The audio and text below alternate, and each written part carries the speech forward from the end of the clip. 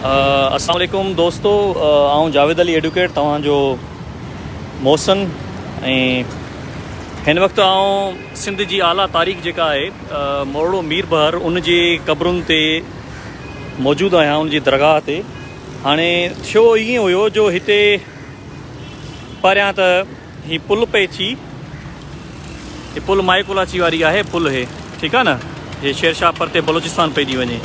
त हाणे हिननि छा कयो आहे, हे भराव पिया था विझनि, हे क़बरूं पुल मथां ठही वई, उन ते बहस हुयो त यको सिंध हुकूमत वग़ैरह ॿिया टिया हलनि पिया एमकिम जा, त हिननि जी जेके क़बरूं हिन खे मिसार जे ही मोरड़े मीर बहर जा 7 भाइर जेके आहिनि उहे आहिनि, 1 2 3 4 5 6 ऐं 7 परियां।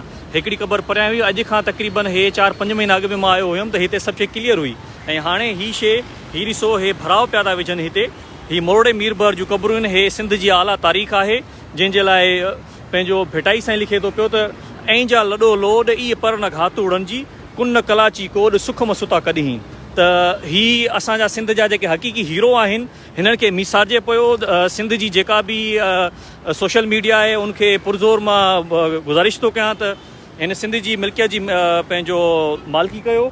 ऐं ही ॾिसो, हिते लिखियलु आहे सभु कुझु, ही बोर्ड आहे लॻल, ही बि मोरड़ो मीर बहर आहे, ठीकु आहे न, मोरड़ो शाह हिन खे सॾींदा आहिनि। हे बोर्ड बि भञे विया आहिनि अधु करे। तव्हां सिंध जे सभिनी साञा दिमाग़नि खे अर्ज़ु थो कजे त हिननि क़बरुनि जी मालिकी कयो। ऐं ॾिसो त ही पंहिंजो हे छा करे आया आहिनि, हे छा हशर आहे, हेॾा ही क़बरूं हुयूं, असुल में ही क़बरूं हुयूं परियां। ही क़बरूं सभु मोरड़ो मीर बहर जा जेके 7 8 भाइर हुआ, हे ड्राहे विया आहिनि ऐं हे ड्रहजनि पियूं। हे ॾिसो भरा पियो थो पए हेॾां। जेकॾहिं सिंध जा जेके बि साञा दिमाग़ आहिनि उहे हिन सिंध जे हीरोज़ जेके आहिनि, असांजा हक़ीक़ी जेके हीरोज़ आहिनि, हिननि खे न बचाईंदा त हे हिन ढेर तरह लटिजी वेंदा।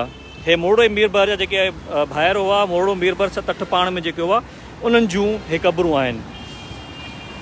बराए महिरबानी सिंध जा जेके बि क़ौमी मुतहरिक तहरीकूं आहिनि उनखे अर्ज़ु थो कजे त मोरड़े मीर बहर जा जेके असांजा सिंध जा हक़ीक़ी हीरो आहिनि, जंहिंजे लाइ शाह अब्दुल लतीफ़ भिटाई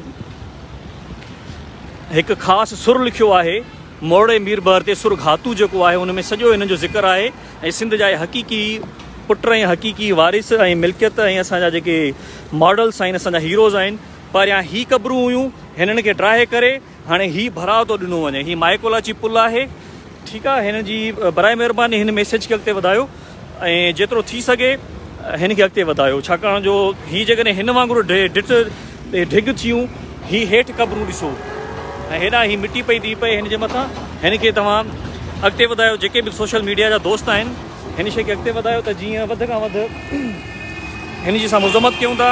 असांजी मिल्कियत आहिनि, असांजा मोरड़ो मीर बहर ऐं उनजा भाइर जेके बि आहिनि, असांजी क़ौमी मिल्कियत आहिनि, हिन खे असां कॾहिं बि मिसारजण न ॾींदासीं। हीउ सिंध जो असांजो अटोल असासो आहिनि।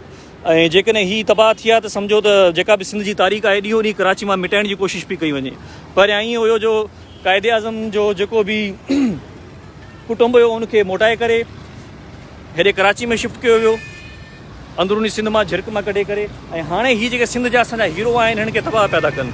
बराए महिरबानी सिंध जे साञा दिमाग़नि खे, साञा ज़हननि खे इहो गुज़ारिश थी कजे त ही जेके असांजा क़ौमी हीरो आहिनि हिन जी मालिकी कयो ऐं हिन खे मिसार ॾियण खां बचायो। ही ॾिसो, हिते ही ढिग पिया था पनि, हे लटाव थो थिए। मां ओचिते हितां क्रॉस कयो, मां चयो ॾिसां, हेॾा परियां क़बरूं ही हुयूं, हे दफ़न पियूं थियनि, हिन जे मथां मिटी पई थी विछाई वञे। ऐं ख़ासि तौर ते आयाज़ लतीफ़ अली जो ऐं ॿिया जेके बि असांजा क़ादिर मक्सी या जेके बि सिंध जा मुतहरिक ऐं क़ौमी असांजा जेके नौजवान आहिनि, हिन शइ खे ॾिसो ऐं प्रोमोट कयो त ही जेका शइ आहे बची वञे, असांजी जेका क़ौमी मिल्कियत आहे।